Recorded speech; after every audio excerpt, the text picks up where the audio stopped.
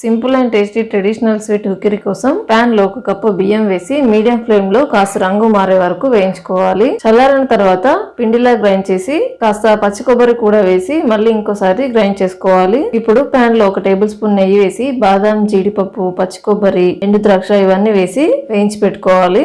ఇప్పుడు అదే పాన్ లో 2 కప్పుల నీళ్లు వేసి నీళ్లు మరిగాక గ్రైండ్ చేసుకున్న పిండి వేసి ఉండలు లేకుండా కలుపుకోవాలి. ఇలా పిండి దగ్గర పడేంత వరకు మీడియం ఫ్లేమ్ లో కలుపుతూ ఉండాలి.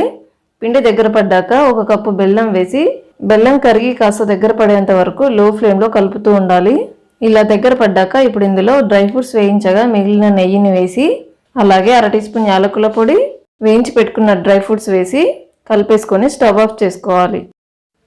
అంతే, సింపుల్గా హెల్తీ అండ్ ట్రెడిషనల్ స్వీట్ ఉక్కిరి రెడీ. ఈ వీడియో మీకు నచ్చితే లైక్ చేయండి, షేర్ చేయండి. మరిన్ని రెసిపీస్ కోసం ఛానల్ని సబ్స్క్రైబ్ చేసుకోండి. Thanks for watching.